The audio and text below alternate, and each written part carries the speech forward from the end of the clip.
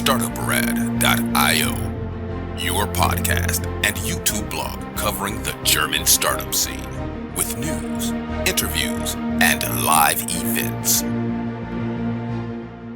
Hello and welcome everybody. This is Joe from Startuprad.io, your startup podcast from Germany, Austria, and Switzerland, bringing you top news and the legal framework behind it. Today, we will talk about the AI Act. Yes, it's a law. Yes, it's on a European level. And yes, it will impact the artificial intelligence that is used in software. Surprisingly, I do have I would say you're more a coder developer, entrepreneur. Yep. From the US here as a guest, because that is basically what it gets down to, the development, the classification of AI, and we try to keep it as practical as possible. So, Andrew, I would like to welcome you to Startuprad.io. Yeah, really excited to be here. Thanks for having me, Joe. My pleasure. As we said, you're not a lawyer. This is no legal advice here. This is just giving you a general idea. We may add here that the final effects of the AI Act come into force 2026. We're now the day before Halloween 2024. So it's a long way down the road, but you should take it already into account because it will have a massive implication.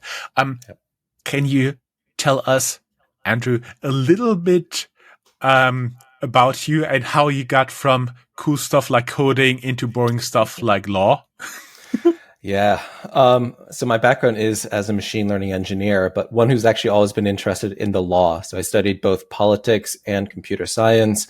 And then I worked actually for a while at a company that was using AI to analyze upcoming legislation and regulations. So my interest point actually in my test case was always looking at proposed regulations for AI itself. And I started to actually see some of the growing corpus of things develop over time, including actually the AI Act, when it was first introduced in 2021, was one of the big things that really drove my thinking. A lot of core components of that have remained the same. So I actually started thinking through how would my day-to-day as a machine learning engineer change as a result of regulations? What would I be doing differently? How would I be doing that differently? I'm really starting to think through what were the pain points there. One key thing actually is that the AI Act, I sometimes say, regulates more the people and the processes used to develop AI, more so than the technology itself. Although there's a few parts of that came in later in the negotiations. And so a big challenge a lot of organizations have is how to just coordinate between their technical and their non-technical teams now on some of these processes. That's what led me to co-found Trustable, an AI governance software company trying to help organizations easily and efficiently comply with a lot of regulations like the AI Act, like things coming out at the state level, and a lot of the different standards and frameworks coming out. And that's the moment when a lot of our viewers and listeners have this aha moment. That's why you are here. Yeah. Awesome. You've been talking about that the AI Act has been a long time in the making. It does have a little bit of history. Yep. It dates back to 2021. Would you say the success of OpenAI kind of accelerated what was going on there, that the European Union saw a need to regulate that? Admittedly, it's not only Germany that regulates here. There is also some regulation in the US as well. Yep. Yeah, so the AI Act really actually originated as primarily a product safety law. And it was initially obviously a lot more probably focused on typical classification type, predictive analytic type AI. I think there have been, even before that point, a couple of notable incidents, both in the US and in the EU, of issues with computer systems causing a lot of harm. There's a lot of issues I know in the Netherlands with some benefits AI systems having a lot of biases towards certain groups. There's a lot of cases in the US of similar instances, including one where a system was being used to recommend different prison sentences and was found to have bias against certain demographics there as well. And so the whole idea of the origin of the law was to make sure that companies were implementing this kind of product safety mindset. And why I say that is that it really means organizations need to be responsible for the safety of what they're selling out into the market, and not simply say that it's your responsibility. You have to implement certain practices to make sure that your systems are safe for people and for society. Now, actually, if anything, the generative AI and ChatGPT almost killed the AI Act because there was suddenly a lot more concern about innovation. I think actually the AI Act would have passed even without ChatGPT, and actually would have done so earlier. It was some of the negotiations from the EU Parliament late in the discussions to manage some of the new things that are coming out around generative AI that actually delayed the AI Act for a couple of months. But I bet that the moment you talked about responsibility, liability in context of the US, a lot of entrepreneurs who are listening to this right now, the toenails started to roll back. Yeah. Before we get a little bit into that, we may also add, as we said, we're not a lawyer. This is called the AI Act, but this is not an act, not a law per se. All the entities, all the states within the European Union have to implement this one way or another into national law. So there will be more than 20 different versions of that. Also, countries in the European Economic Area, think about Norway, Switzerland, the United Kingdoms, they'll also have to have some kind of regulation like this. Plus, I do understand that President Biden also signed what is called an executive order. We're not going into details why this is different from a law, but it's also doing some, my understanding is similar regulations of AI as does the AI Act. Yeah, the Biden's executive order was very focused on actually public sector and government use of AI, because that's what the scope of an executive order can do. It did require and expect some testing using a kind of small law related to national security of some of the larger models. But actually, it's almost, while it imposed some similar kinds of procurement and different risk management things as the AI Act, they're actually covering different sectors, because the AI Act is purely a commercial law. It's, again, product safety. And actually, it's not prescriptive almost at all around the use of AI by different EU member state governments or in a completely exempted national security. And actually, just last week, Biden signed another, technically it was a memo instead of an executive order, detailing what practices the US should implement for AI risk management on top of national security and military use of AI. So I haven't seen anything on that front out of the EU or member states nearly as much. We have to admit that the NATO always gives us a little bit more time to react in terms of military stuff, which is also not a topic here of Startuprad.io. But we will tell that we attended Digitalgipfel, where we've been listening to all the people giving their perspective on everything digital in Germany, including speeches by Chancellor Scholz, Vice Chancellor Habeck, and Minister Wissing. But the AI Act took basically center stage there because it was very important, and everybody kind of starts to understand the implications of using AI, from very simple stuff like writing automated emails to improving the efficiency of the national grid, to casting, for example, metals and stuff like this. So that was very interesting. And I have been attending one special panel there where the two ladies in charge of the AI Act, translating it into national law, basically talked. One of them was head of department where the AI Act, the EU law, is transformed into national law, which is not done by now. And the other lady was in charge of the Bundesnetzagentur, of the department that will be set up, which is not there, that will be enforcing the AI Act. So they could only talk about it in very general terms about this. But what stuck with me is, first, they learned their lesson from GDPR, so they don't want to hammer completely the innovations, as well as the fact that they want to encourage innovations, that I want to kind of give you swim lanes where to work in. Everybody who'd like to learn more, I have a small blog post about this panel down here on my blog as well. Andrew, now we get into the AI Act. My understanding is there's first a classification by risk according to what the AI does, what it is used for, plus there are explicit cases where it's forbidden to use AI, right? Yep, that's correct. So the AI Act outlines several very specific use cases that are outright prohibited, and that part is actually already in effect. So already, come I believe August, if anybody was using, let's say, a deliberately emotionally manipulative AI system, that's now technically prohibited. Although I'll point out that there can always be a gray area between what is kind of a manipulation system and what might be an AI trying to upsell you on a product, for example, and love to dive into that a little bit later. Underneath those prohibited systems, there's then certain classes of use cases that are designated as high risk. And I'll say probably the majority of the act, as it'll impact a lot of your listeners, will be for anything that's designated as high risk. That's things that could impact people's financial or health, different uses in critical infrastructure. Sometimes people talk about that there's a limited risk option. That's not quite accurate. Anytime you're using an AI that's interacting with people, you need to disclose that, and that can actually still be aligned with a high risk system. It could also be something that's then exempt entirely, which are other narrow procedural things, other things that don't fall into the category of high risk. Those are fundamentally unregulated, at least from the AI Act, although all other laws still apply. So like you still need to obey GDPR in relation to even low risk AI systems, other kinds of things like basic liability for fraud. If you say an AI can do something that it can't, you're still going to be covered under fraud regulations, even if it's not explicitly under the AI Act.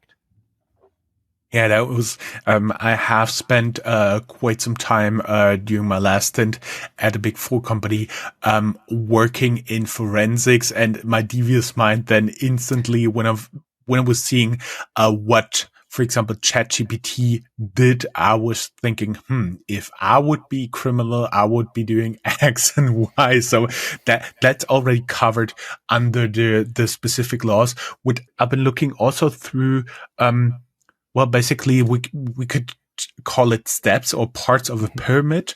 The forbidden parts include stuff like real-time biometrics, exploiting disabled or causing harm,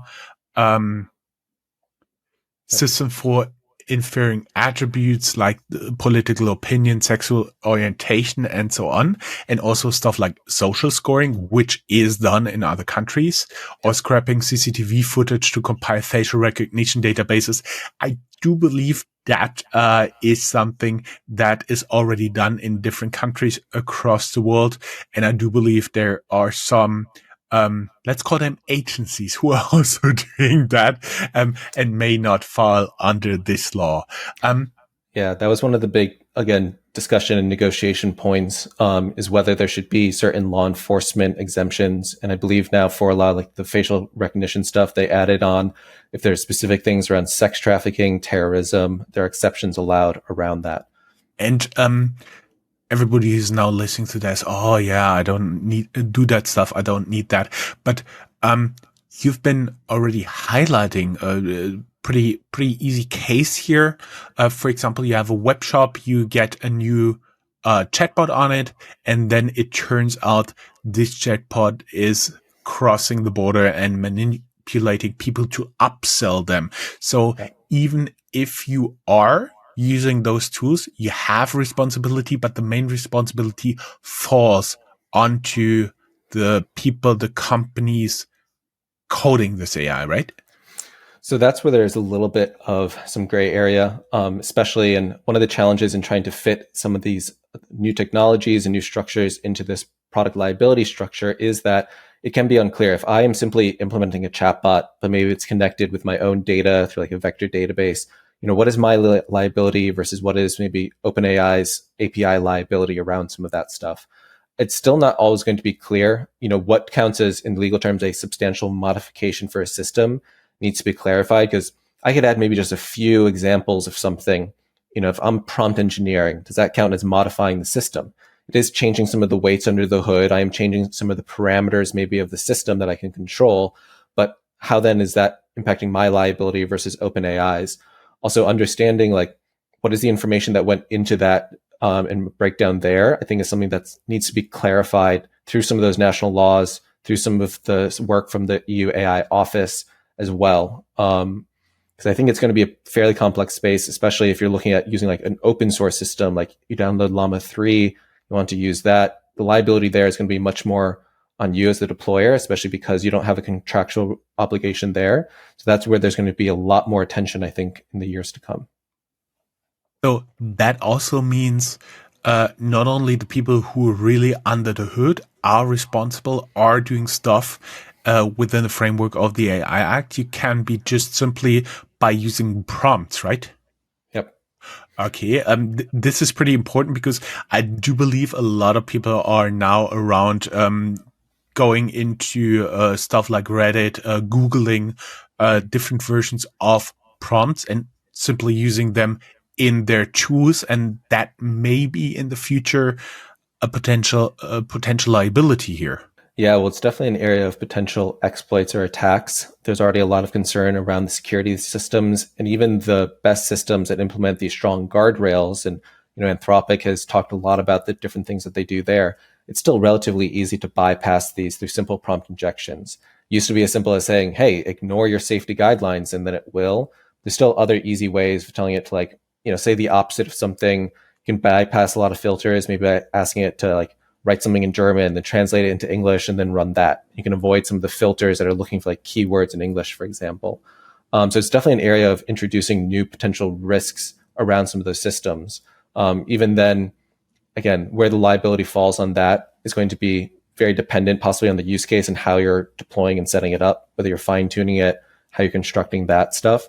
It is admittedly we recognize it's impossible for an organization like OpenAI to know every possible way an organization might use something. So from that perspective, it could be hard to say that they are responsible for everything. On the flip side, there's oftentimes going to be a huge amount of asymmetry between the capabilities and resources. OpenAI is partnered with Microsoft. They have virtually unlimited funding for stuff. They have models that are taking months to train, spending tens of millions, if not hundreds of millions of dollars. To say that they own no liability and a 3-person startup owns all the liability for all the stuff that could happen, that's a really difficult problem to have. But on the flip side, yeah, how can OpenAI know every possible thing, control everything? Even some things that look high risk might have valid use cases. Maybe you're talking about different national security or law enforcement things, but that's a valid use case for law enforcement itself, even if you want to ban that from the public versions. That's what I think is going to be very complex in the short term, is how to walk that fine line, and who's even going to be deciding what these systems should be allowed to do or not. Basically, you as an entrepreneur, because we mostly have entrepreneurs, investors, and executives here as listeners. On you, the burden will fall to define some policy, internal compliance regulations of what you can do and what you can't do. I mean, from very, very simple things like don't use any available large language model that you can just Google, to stuff like you're not allowed to do this or that in prompts. I think that there'll be one of the things that will be coming up, right?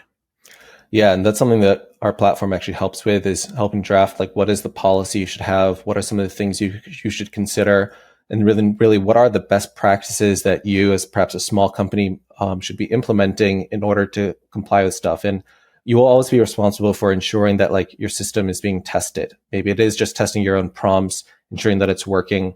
There's a lot of challenges even with these systems, maybe you use the same prompt and you get a different answer every time.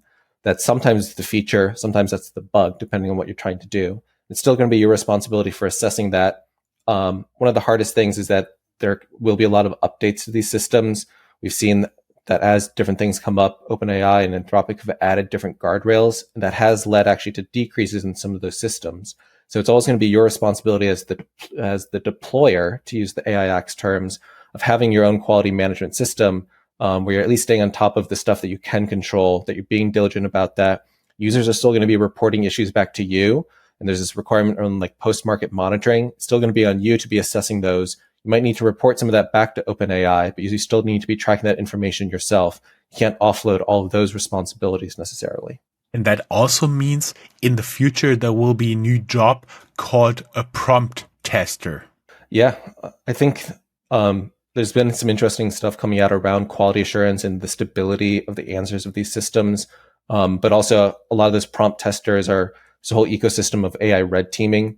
And some of the, within the AI Act for general purpose, there's both standard general purpose models. There's also ones called general purpose models with systemic risk. Those are like the GPT-4, the really big models, the Claude 3 Opus.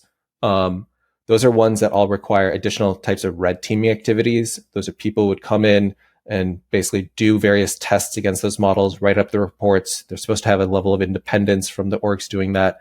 That's going to become a burgeoning field. It's very similar to the idea of penetration testing and cybersecurity. We're also perceiving an audit around some sort of system, but that's something we're seeing be a fast developing field. And a lot of orgs want to apply that to high risk systems as well, although that's not strictly required for at least most use cases that are high risk under the AI Act. High risk systems, they'll be defined in the respective laws. As you say, there will always be gray area and the forbidden systems. But I also do understand they're low to very low risk systems, and some of them are actually not regulated at all. Yeah, that's correct. One thing I'll actually highlight is that the EU from the Commission level is constructing a new office. That office will be responsible for actually updating the definitions of things that are high risk. There's a mechanism for them to add other things into there, as well as prohibit different use cases. So even though each different member state will have its own organization overseeing the AI Act implementation, the definitions of high risk will still be more centrally controlled. And I do suspect that as more information comes out, they'll start to add more and more things to that list. And so we shouldn't expect the list currently in the legislation to stay fixed for much longer than probably the first 2 or 3 years that the act is in effect. We also talked about, in terms of risk, there's also a definition of unacceptable risks in AI practices, manipulative or exploitative behavior. Do you think this will have an impact on especially like advertising targeting of people? Because at one point it makes sense to kind of target, to use an AI to advertise, to collect data and understand your customers better. But I also do understand that there should be a legal limit how to do that, and a special level on what you can and cannot do, even though I understand that a lot of advertisers right now are thinking, I would like to do everything possible. Yeah, I was just actually reviewing the list of things. One of the prohibited actions is actually inferring the emotions of somebody based on certain contexts and using that for certain purposes. Again, I think there will definitely be certain ways that you could leverage that information for advertising that would then be considered inappropriate. Admittedly, I think advertising in the EU already looks very different than the US because of GDPR. You still need that root information to begin with. That's where the data governance aspects of the AI Act come into play even more so in regulating stuff. I think most companies had already left the EU who are doing anything resembling the prohibited practices. I think where there's some gray area, for example, though, is that EU citizen data could still end up in some of those systems still being used. There's a lawsuit from several companies in the EU right now against Clearview AI, which does do that scraping of facial recognition. And they have the data of EU citizens inside that data set. And that's where the extraterritorial aspects of the AI Act are going to become more complex over time, because people want more data for their systems. It's the single most important thing. And pulling that in is going to become a big international issue, I suspect, between different countries. And I do understand it's almost impossible to keep you out of those databases. For example, you just need to make a visit of New York, and you'll be filmed by hundreds, maybe even thousands of cameras if you spend 1 or 2 weeks in the city, and they'll all go anywhere. If you just change flights on international airports, they may be not under the AI Act and so on and so forth. So basically, there will be circumstances where this will happen. We just talked about like the territorial reach of that, and you talked about the part that applies to everything abroad. Could you elaborate a little bit on that before we get into what do you expect from the EU and the US regulations going forward? Yeah. So admittedly, GDPR actually probably had a larger extraterritorial scope because it was a fundamental rights law. It was enumerating certain privacy rights that EU citizens had, and they're claiming that those rights exist for those EU citizens regardless of how and where that they're operating on certain stuff, which is why you can, even an EU citizen can send a takedown request to other companies, and it had a large impact in the US. The AI Act might actually be a little bit more narrow in scope because it's really taking this product safety and commercial law. So admittedly, you're only really in scope of that if you are actively trying to sell your product inside the EU, or if anybody in the EU is buying your product through any of those mechanisms. The danger there is that there's entire companies that might say, hey, we completely do not sell to any entity in the EU. We don't allow anybody operating or working in the EU to use our stuff and firewall it off completely.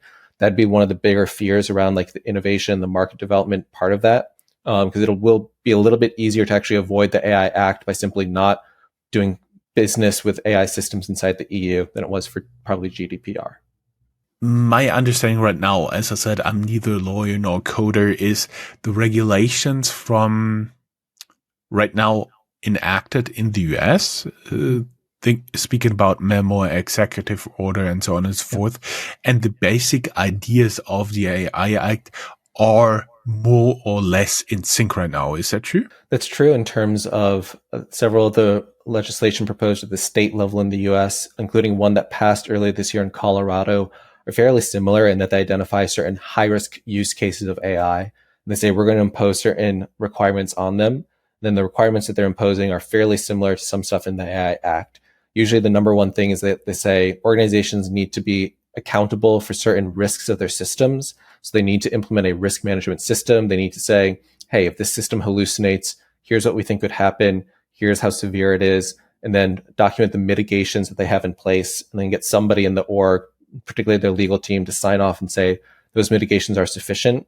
And a big thing as well is actually having proper responses to incidents that are happening. The EU, this is called post-market monitoring. In the US, it's usually just called like incident response.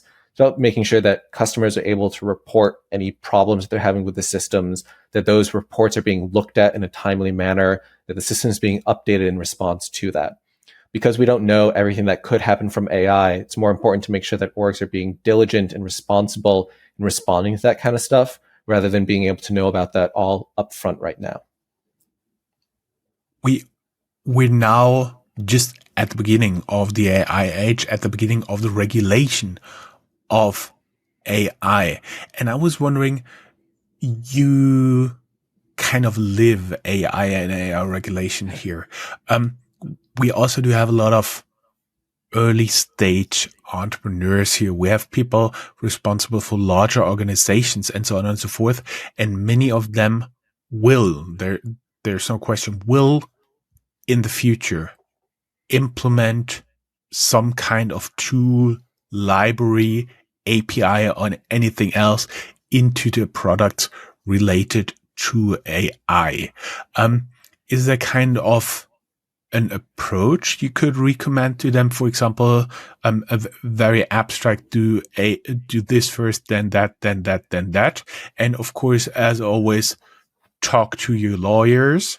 And of course, as always, I think more or less the AI testing sounds like auditing of some kind of software. You also have to do that.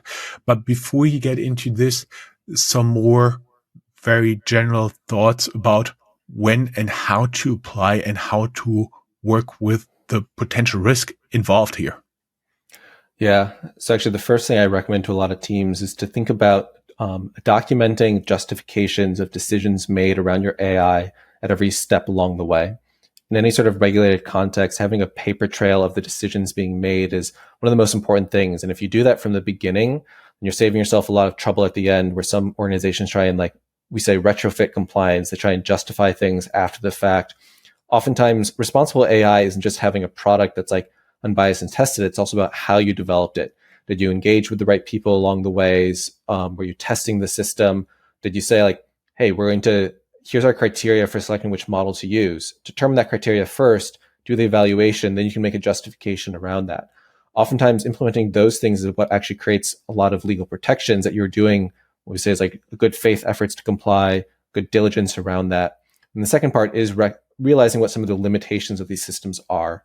There's a lot more work that needs to be done for transparency about these systems, and the AI Act does require that. You've done some studies and have evaluated which models are more transparent, but it's actually really important to understand maybe this model is not good at translation, or maybe I don't even know how good it is at translation because they didn't post a benchmark about its capabilities there. Maybe understanding, this data set doesn't have information about maybe medical papers that went into it. And so because I'm doing something related to the medical space, that might be riskier to use. All of those different things are understanding the limitations of systems, it's going to become really important, because oftentimes the first thing entrepreneurs are looking at is like, what model to use? How am I going to set this up? How am I going to sell this to my customer? And then making sure that you are accurately describing what the limitations of your own system are that's embedded with that is going to be the number one thing. Mm-hmm. And how to avoid risk, for example, I can now see in the future that you can simply just use the API of OpenAI and everything should be fine, because it has strength there and weaknesses there. And so basically you would need to use a good enough or best tool for the respective duties that you assign to this software, to this library, to this API, right? Precisely. We talk a lot about AI ethics. One of the hard things about that, and people always talk about, oh, we want unbiased AI. It's probably not possible for there to be unbiased AI, because bias can be very subjective. I lived for a while in France, actually growing up, and they actually constitutionally don't allow you to collect information about race or ethnicity. They actually deny that those are constructs. Everyone should be equals and whatnot. But then that creates a lot of challenges there, where you couldn't measure necessarily like the selection rates of algorithms against those categories. Versus in the US, now according to certain laws, you have to do that. Definitely use cases in insurance. There's some stuff in New York City around hiring. You have to look at whether you're accidentally selecting in your AI certain races or ethnicities above others and look for bias there. So that's what's going to make it really hard for a single model possibly to be optimized against all of those. And either there's going to be different models that have different ethical principles built into them. You need to decide which ones are appropriate for your use, or we'll end up with a whole ecosystem of almost different ideologies, different philosophies, different ethical principles. We'll have a very competitive marketplace around that. I personally do believe you'll never have any unbiased AI tools, because every human being has any type of bias, and maybe just be that they are fanatic for chocolate. Every human being has this, and as long as we are coding those AIs, there'll be never an unbiased AI. So always keep that in mind. Andrew, there would be like a lot of more questions I would have for you, but we are running short on time. I'd first like to thank you very much for being here. Secondly, we will link your company website and your LinkedIn profile down here in the show notes. Can you give us like a very short pitch of what would be the use case for European companies using your tool? Yeah. So one of the hardest things actually for a lot of large organizations in particular with AI regulations is that they don't even know where and how AI might be used inside their organization, which means you don't know your exposure to the different laws. So the first thing our tool helps you do is build up an inventory of your AI. That's your AI use cases, your AI models, your vendors, some of the data sets being used. We can actually help evaluate what documentation you need for each of those, help you conduct some of the risk assessments to understand what are the risks of my AI. We combine a lot of insights on top of that. The whole idea being that AI is a fast changing space. There might be new risks that emerge, whether it's new cyber attacks, new exploits, or also new recommended mitigations against some of those risks.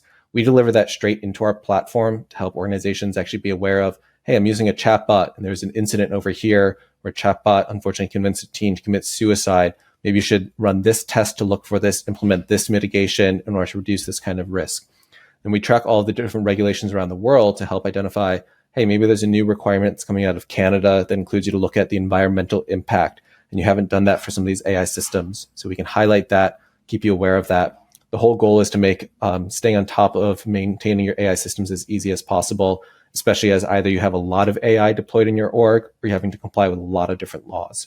Our tool adds a lot of value. We're doing all of the heavy work on, I'll say, the mental workload of figuring out what you need to document, how to do so. We can integrate into your system to help keep things in sync as well, really just to help anyone comply with all of these emerging regulations. Great. Andrew, thank you very much. It was a pleasure having you as a guest, and everybody who'd like to learn more, go down here in the show notes and there will be the links to his personal LinkedIn profile as well as the company website. Thank you very much. Thank you so much. Have a good day. Bye-bye. That's all, folks. Find more news news, streams, events, and interviews at www.startuprad.io. Remember, sharing is caring.